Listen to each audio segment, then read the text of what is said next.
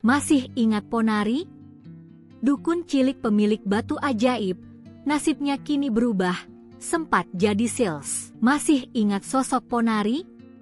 Beberapa tahun menghilang sosok Ponari batu ajaib atau bocah ajaib baru-baru ini menjadi sorotan usai kehidupan pribadinya berubah drastis. Pasalnya, Ponari dulu bisa raup 100 juta rupiah per hari, kini sudah jauh berbeda ketimbang dulu kala. Lantas bagaimana kabar Ponari sekarang? Dilansir dari kanal YouTube Rik SNT via Tribun Medan, penampilan Ponari kini sudah jauh berbeda ketimbang dulu kala. Kini Ponari semakin tampan, tak heran jika banyak wanita yang tergila-gila dengannya.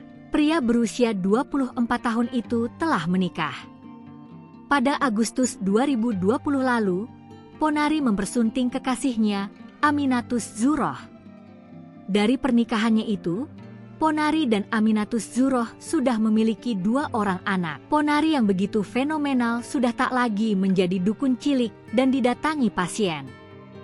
Maka dari itu, kala itu Ponari sempat mencoba peruntungan dengan menjadi sales. Dia juga menyambung hidupnya dengan sang istri dengan berjualan online. Ponari juga dikabarkan bekerja di sebuah gudang ayam yang terletak di Jombang. Ponari ternyata masih membuka pengobatan batu petir tersebut.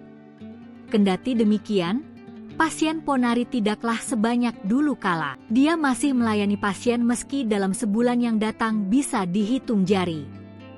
Di sisi lain, Ponari ternyata masih membuka pengobatan batu petir tersebut. Kendati demikian, pasien Ponari tidaklah sebanyak dulu kala.